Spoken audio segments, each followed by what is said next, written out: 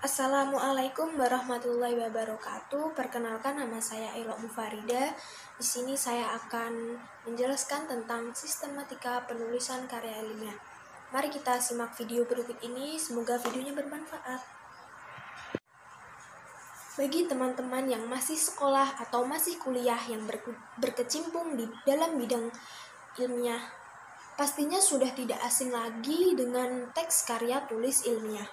Karya tulis ilmiah ini sendiri merupakan suatu kegiatan yang cukup sering dikerjakan oleh suatu instansi pemerintahan. Contoh, misalnya saja kampus, instansi pemerintahan, ataupun event tertentu. Karya tulis ilmiah ini juga sering sekali berupa skripsi, tesis, publikasi, dan lain sebagainya.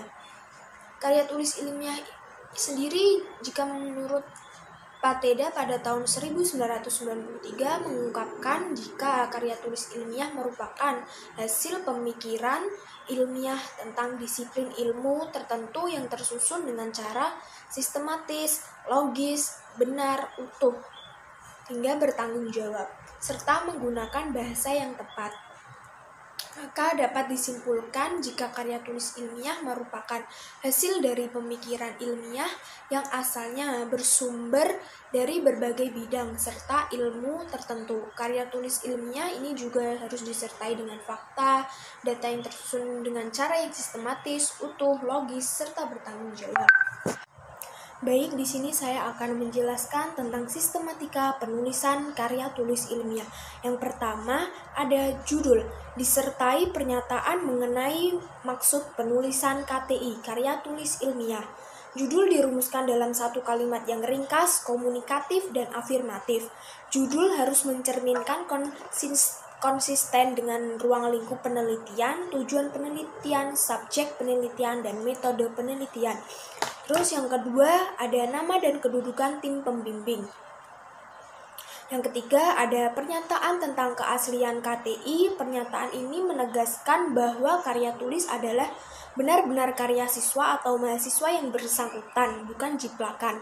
Yang keempat, ada kata pengantar. Kata pengantar berisi uraian yang mengatur para pembaca kepada permasalahan yang diteliti. Dalam kata pengantar dapat pula dikemukakan ucapan terima kasih dan apresiasi mahasiswa kepada pihak-pihak yang telah membantu dalam menyelesaikan karya tulis ilmiahnya.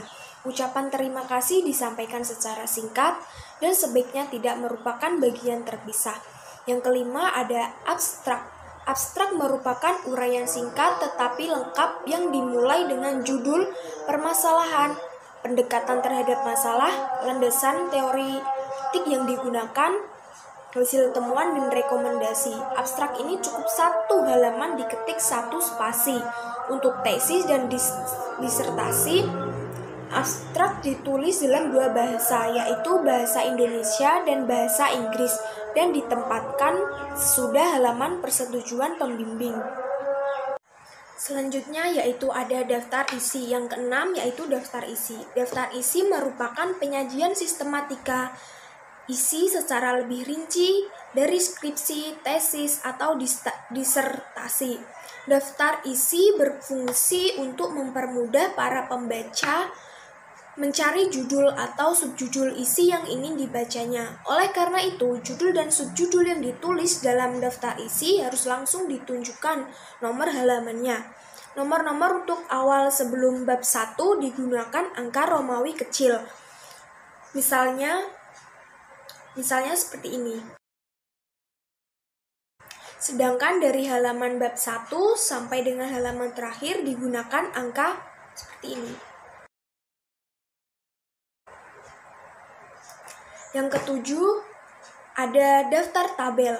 Pada dasarnya, fungsi daftar tabel ini sama dengan daftar isi, yakni menyajikan tabel secara berurutan mulai dari tabel pertama sampai dengan tabel yang terakhir.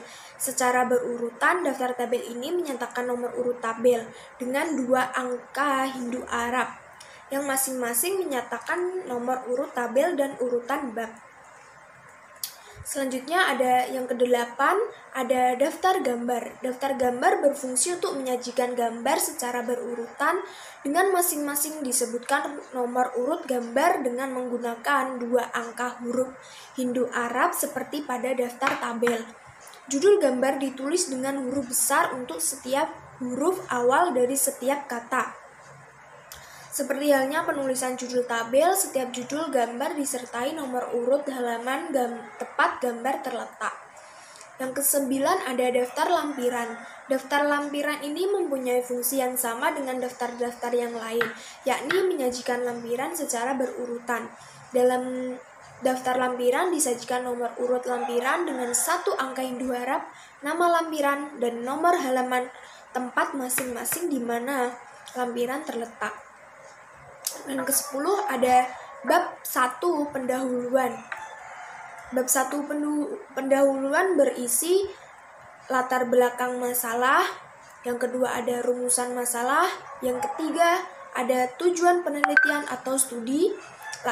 Lanjut yang keempat ada asumsi. Yang kelima ada hipotesis. Yang keenam ada metode penelitian. Dan yang terakhir ada lokasi dan sampel penelitian. Lanjut ke-11 ada bab 3 metode penelitian. Bab ini merupakan penjabaran lebih rinci tentang metode penelitian yang secara garis besar telah disinggung pada bab pertama. Pembatasan istilah yang ada pada judul dan variabel yang diteliti dalam penelitian juga dijelaskan dalam bab ini. Semua prosedur dan tahapan-tahapan penelitian mulai persiapan hingga penelitian berakhir dijelaskan dalam bab ini. Di samping itu dilaporkan juga tentang instrumen yang digunakan beserta proses pengembangan dan uji validitas dan reliabilitasnya. Sehingga sangat penting untuk dijelaskan mengapa suatu teknik atau prosedur metode dipilih oleh peneliti. Yang ke-12 ada bab 4 pembahasan hasil-hasil penelitian. Dalam bab ini dilaporkan hasil-hasil penelitian, penyajian mengikuti butir-butir tujuan, pertanyaan, atau hipotesis penelitian. Lanjut yang ke-13 ada bab 5 kesimpulan dan implikasi atau rekomendasi. Dalam bab ini disajikan penafsiran atau pemaknaan penelitian secara terpadu terhadap semua hasil penelitian yang diperolehnya. Karena sudah ada penafsiran, maka kesimpulan akan berbeda dengan rangkuman. Dalam penulisan kesimpulan dapat ditempuh salah satu cara dari 2 cara berikut. Yang pertama dengan cara butir demi butir atau dengan cara esai padat.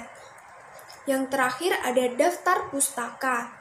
Daftar pustaka memuat semua sumber tertulis, buku, artikel, jurnal, dokumen resmi, atau sumber-sumber lain dari internet, atau tercetak, misalnya CD, video, film, atau kaset, yang pernah dikutip atau digunakan dalam penulisan karya ilmiah. Semua sumber tertulis atau tercetak yang tercantum dalam uraian harus dicantumkan dalam daftar pustaka.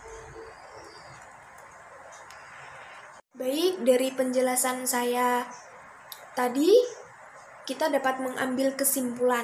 Kesimpulannya yaitu karya tulis ilmiah merupakan hasil dari pemikiran ilmiah yang asalnya bersumber dari berbagai bidang serta ilmu tertentu. Karya tulis ilmiah ini juga harus disertai dengan fakta dan data yang tersusun dengan cara yang sistematis, utuh, logis, serta bertanggung jawab.